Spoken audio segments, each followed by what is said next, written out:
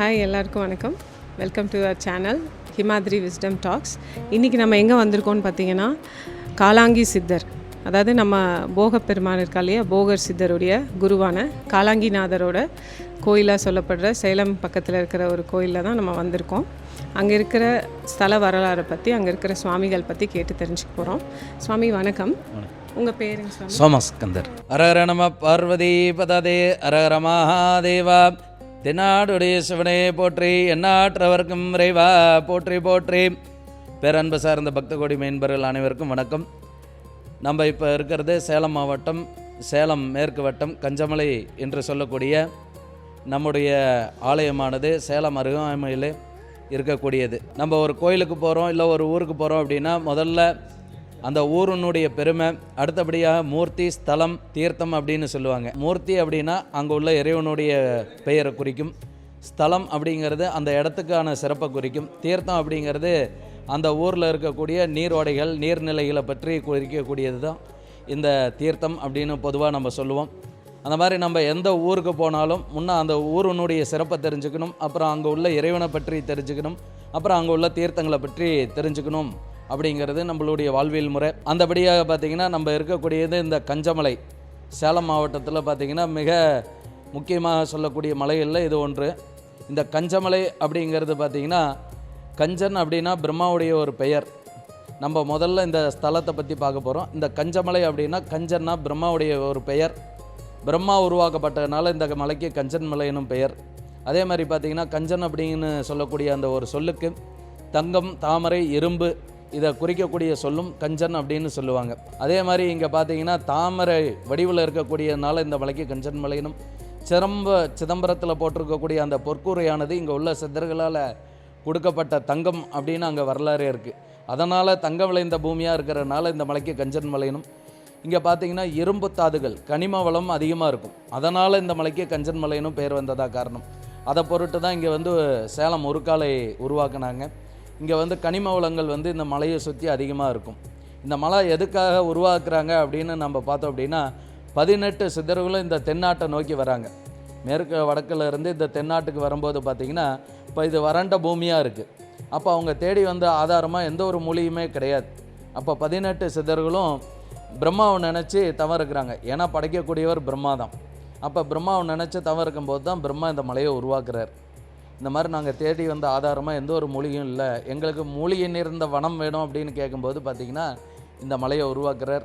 அப்போ என்னன்னு பார்த்தீங்கன்னா, இங்கே மூலிகை நிறைந்த பூமி அப்படின்னு கருதப்பட்டது.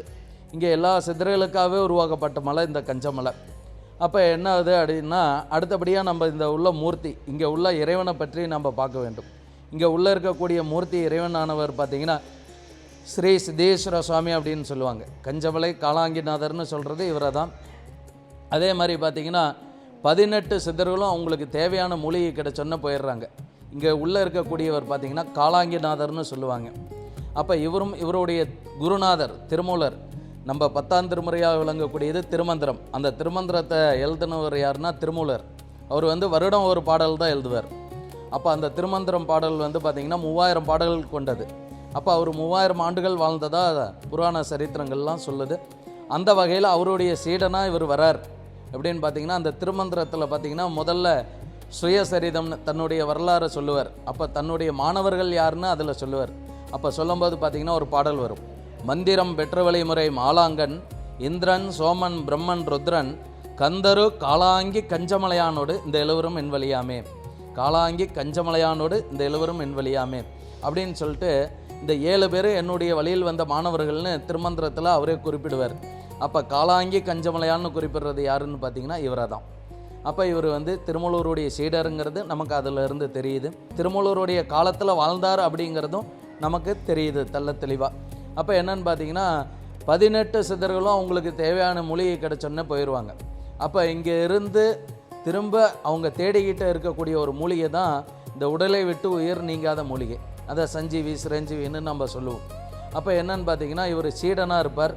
குரு திருமூலருக்கு தான் அந்த மூலிகையை பற்றி தெரியும். இவர் அந்த மூலிகையை தேடி டெய்லியும் அலைஞ்சிக்கிட்டு இருப்பார். அப்போ அவருக்கு சீடனாக இருந்து என்னென்ன பணிவிடை செய்யணுமோ, குருநாதருக்கு சமைச்சு வைக்கிறது, இந்த மாதிரி அவருக்கு என்னென்ன பணிவிடை செய்யணுமோ அதெல்லாமே செய்வார். அப்படி செய்யும்போது பார்த்திங்கன்னா ஒரு நாள் சாதம் பொங்கி வரும். அப்போ பக்கத்தில் இருக்கிற குச்சி எடுத்து கிளறிடுவார்.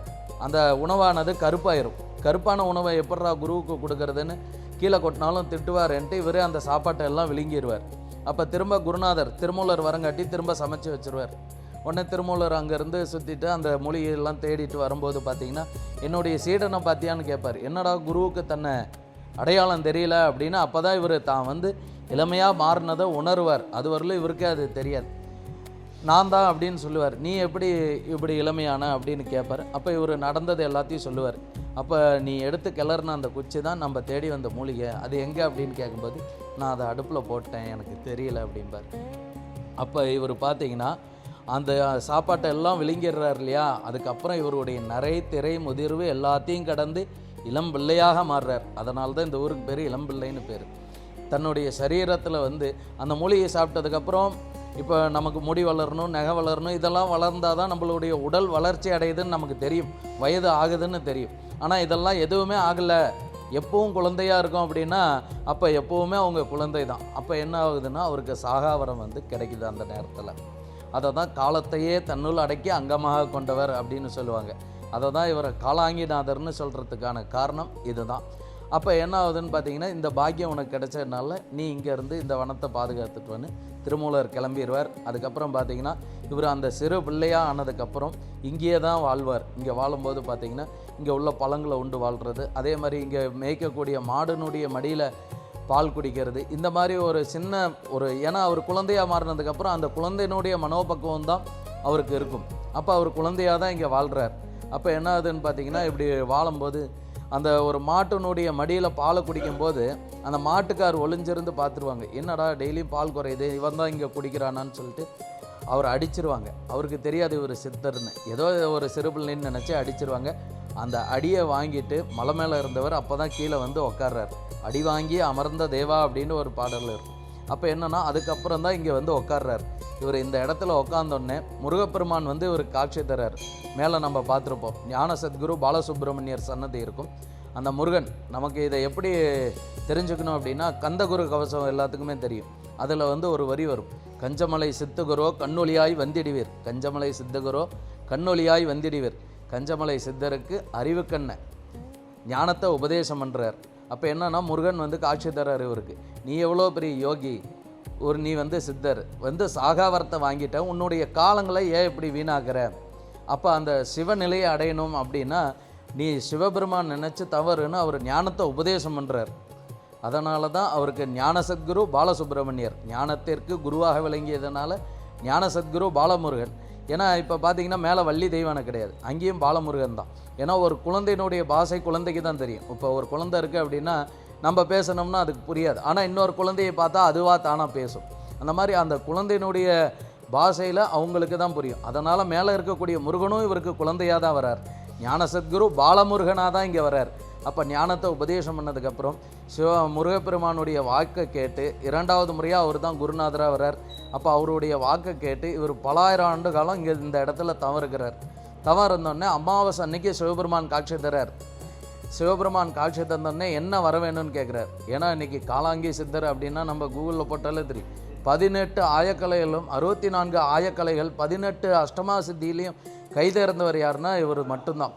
தன்னுடைய ஆசாபாசங்களை அடக்கி சிவநிலையை அடையணும் அப்படிங்கிறது தான் சித்தர்களுடைய அந்த தியான நிலை. அதை வந்து நீ பெற்றுட்ட, நீ உன்னுடைய காலங்களில் வந்து பூர்த்தி பண்ணிட்ட, நீ என்னுள்ள ஐக்கியமாயிருன்னு சிவபெருமான் வந்து அமாவாசை அன்னைக்கு அவருக்கு காட்சி தரார். அப்போ அந்த வரத்தையும் கொடுக்குறார்.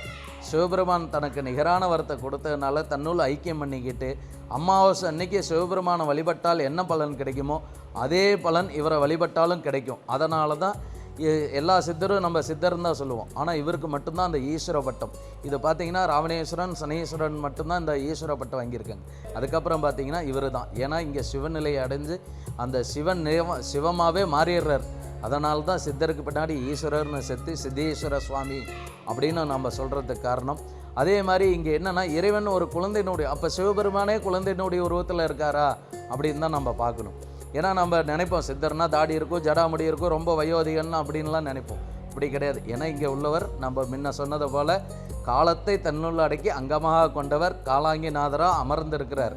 அப்போ என்னென்னா ஒரு குழந்தையினுடைய உருவத்தில் இருக்கிறனால அந்த குழந்தையினுடைய மனோபக்குவம் தான் அவருக்கு இருக்கும். இப்போ ஒரு குழந்தைகிட்ட நம்ம அன்போட எதை கேட்டாலும் கொடுத்துரும், வாகன்னா வரும், வாடான்னு மிரட்டினோம்னா நம்மளை விட்டு விலகிடும். அந்த மாதிரி உண்மையான பக்தியோடு மனமுருகி நம்ம எதை கேட்டாலுமே அதை தரக்கூடியவர் இங்கே உள்ள சித்தேஸ்வர பெருமான் அப்படிங்கிறத நம்ம இந்த நேரத்தில் தெரிவிச்சுக்கணும். ஏன்னா இந்த மலையை சுற்றி இருக்கக்கூடிய 18 பட்டி கிராம மக்களுக்கும் இவர் குலதெய்வமாக மட்டும் விளங்கக்கூடியவர். ஏன்னா இங்கே நடக்கக்கூடிய கல்யாணங்கள், திருமணங்கள், அதே மாதிரி இவரே குழந்தை இல்லாதவங்களுக்கு குழந்தையாக வரணும் அப்படிங்கிறது ரொம்ப வேண்டுதலாக இருக்கும். இப்போ அடுத்தபடியாக பார்த்திங்கன்னா நம்ம ஸ்தலம்னு சொல்லக்கூடிய இந்த ஊரை பற்றி தெரிஞ்சுக்கிட்டோம். அடுத்தது மூர்த்தின்னு சொல்லக்கூடிய இறைவனை பற்றி தெரிஞ்சுக்கிட்டோம். மூன்றாவதாக தீர்த்தம். நம்ம அடுத்தபடியாக பார்த்திங்கன்னா இந்த தீர்த்தத்தை பற்றி தெரிஞ்சுக்கணும். இப்போ நம்ம இங்கே கஞ்சமலையில் இருக்கோம் அப்படின்னா இங்கே ஒரு 10-15 கிணறு இருக்குது. இது எல்லாமே வந்து பூமியில் இருந்து ஊறுற தண்ணி கிடையாது, மலையில் இருந்து வரக்கூடிய சொன தீர்த்தம். இங்கே வந்து எப்பவுமே எந்த தீர்த்தமுமே வற்றாது. அதனுடைய மலை அளவு குறைஞ்சது அப்படின்னா அந்த மலை தீர்த்தமானதும் குறையும், ஆனால் எப்பவுமே வற்றாது. இங்கே உள்ள தீர்த்தம் எல்லாமே பார்த்திங்கன்னா இது நம்ம முன்ன சொன்னது போல தான். இது வந்து சித்தர்களுக்காக உருவாக்கப்பட்ட மூலிகை வனம்.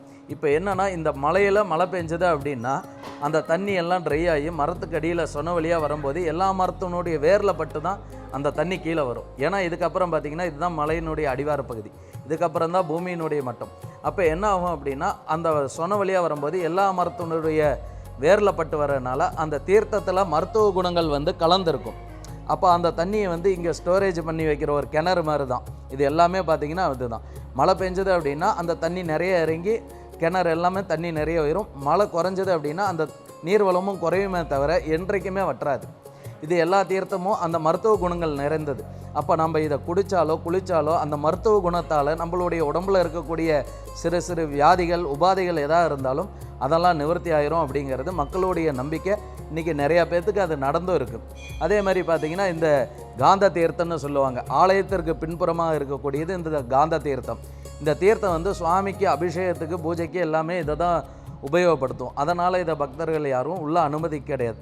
இதில் வந்து உப்பு மிளகு வெல்லம் போடுறது இங்கே ஒரு நேர்த்தி கடனாக இருக்கும் மக்களால்.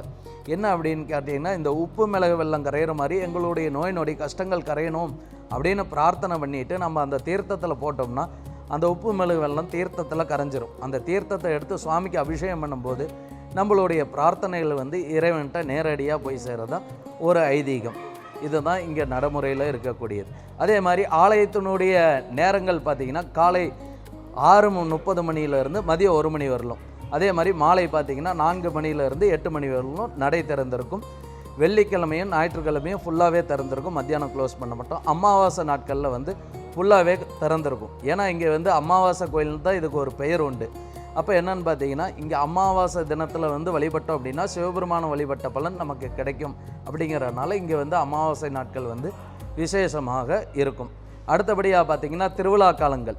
நம்ம திருவிழான்னு எடுக்கும்போது சித்திரை மாதம் வருடத்தில் முதலாவது வரக்கூடிய இந்த சித்திரை மாதத்தில் 3வது செவ்வாய்க்கிழமை வந்து இங்கே திருவிழா வெகு விமரிசையாக நடக்கும். இதில் என்ன அப்படின்னு பார்த்தீங்கன்னா இந்த 3 செவ்வாய்க்கிழமைக்கு ஒரு அர்த்தங்கள் உண்டு. முதல் சித்திரை மாதம் பிறந்து முதல் செவ்வாய்க்கிழமை வந்து இந்த ஊர்த்தண்டல் அப்படின்னு சொல்லுவாங்க. அதற்கு என்ன அர்த்தம் அப்படின்னா இந்த மலையை சுற்றி இந்த கஞ்சமலையானது பார்த்திங்கன்னா கிட்டத்தட்ட ஒரு 5-20 கிலோமீட்டரு சுற்றளவு கொண்டது. இந்த மலையை சுற்றி இருக்கக்கூடிய கிராமங்கள் எல்லாத்துக்கும் போய் இந்த சித்தரை அடித்தாங்க இல்லையா, அந்த பரம்பரை இன்னமும் இருக்கிறாங்க.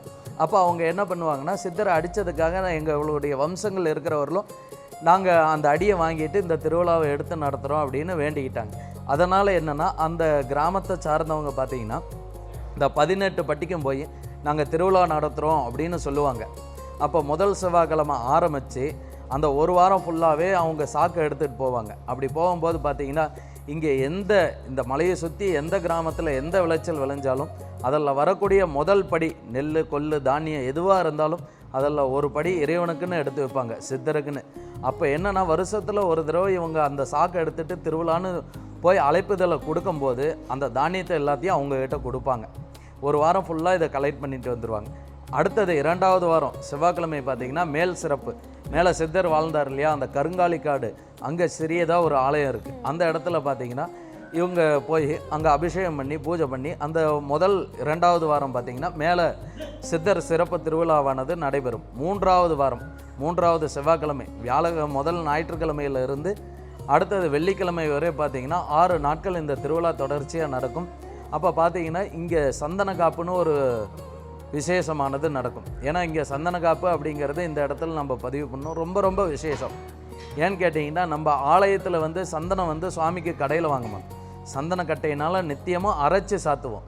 அப்போ என்னென்னா, அந்த சந்தன காப்பு திருவிழா அப்போ பார்த்தீங்கன்னா சுவாமியினுடைய உள்ளங்காலிலேருந்து உச்சந்தலை வரலும் அந்த சந்தனத்தை சாத்தும் போது, அப்போ அதற்கு தேவையான சந்தனத்தை 3 நாள் 3 நபர்கள் அரைத்து கொண்டே இருப்பாங்க.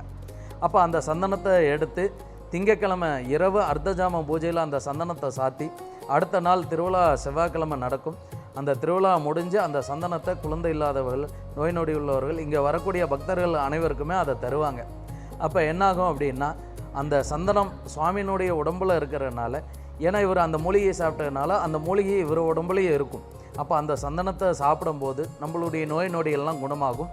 அதே மாதிரி குழந்தை இல்லாதவர்கள் இவரே குழந்தையாக பிறக்கணும்னு இவர்கிட்ட வேண்டிப்பாங்க. அப்போ குழந்தை கண்டிப்பாக அவங்களுக்கு கிடைக்கும் அப்படிங்கிறது இங்கே உள்ள மக்களுடைய நம்பிக்கை.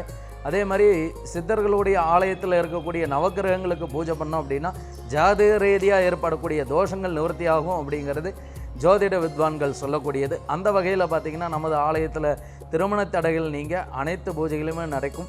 பக்தர்கள் அனைவரும் நமது ஆலயத்திற்கு வந்திருந்து இந்த காணொலியை கண்ட வாயிலாக அனைவரும் வந்திருந்து சித்தேஸ்வர பெருமானுடைய திருவருளை பெற்று பேரானந்த பெருவாழ்வு வாழ அனைவரும் வேண்டுகிறோம். அனைவரும் வருக, இறை அருள் பெறுக. ஹரஹர நம பார்வதி பததே, ஹரஹர மகாதேவா.